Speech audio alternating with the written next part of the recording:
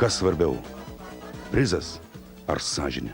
Jau dabar yra tie žmonės, kurie yra ten pasilikę, jie yra kovojantis dėl prizo, labai nusiteikę visi laimėti ir tiesiog ten toks tas pats, kaip aš įsivaizduoju, kad į rozetę 2 pirštus įkišti, kad gali trumpas jungimas būti, jeigu ten tik kas pakliūtų ne savo vietoj, ta prasme atsirastų ir taip toliau.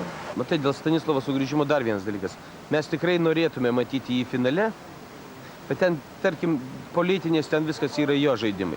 Bet jau buvo pasakyta, kad dabar prasideda tokių intrigų laikas. Supranti, o jis kaip politikas, aš nemanau, kad jam tai būtų reklama. Nes tu įsiveldamas vien į kažkokią intrigą jau turi minusinę reklamą savo. Aš manau, Stanislovas prieš tai, kaip laimėti tuos pinigus, jis dar spėtų prisidirbti. Jis yra labai energingas ir užsidegantis žmogus. Jis prisidirbtų, laimėtų pinigus ir panaudotų labdarai. Žinok, tai anuliuojama visiškai tai labdara. Visi dabar yra, žinai, jau maximal overdrive, jau visi konkrečiai įsitempia. Ir, neišlaikysi tu kokios įtampos, pradėsi šaukti, įsidirbinėti, o po to tave taip, hop, televizija parodo tokiam stovi, dar uždeda muzikėlę kokią, žinai, kvailą. Tai prašau tau, antireklama, politinis gyvenimas sužlugdytas. Aš žiūrėjau į save ir į Lietuvą. Aš būčiau, tarkim, gavęs tą prizą, tuos 10 000 eurų, atskaitę mokesčius ir ten nebūtų ką net kokiai labdarai išdalinti. Tai yra tokia smulkmena valstybės mastu.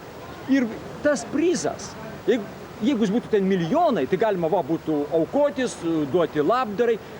Tas prizas buvo nevertas to, kad aš įsižadėčiau savo žodžių, kalbėdamas apie tai. Ir žmonės sakytų, nu gerai, ten va jisai davė trupučiuką labdarai, kadangi ten nedideli pinigai labdaros mastu.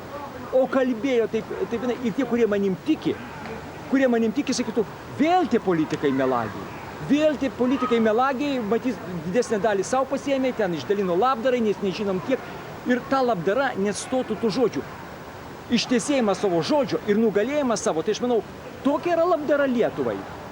Ir man, ir Lietuvai. Neįkainoma, kad štai va, aš didžiuojuosi, kad lietuvis, aš galėjau parodyti. Bet aš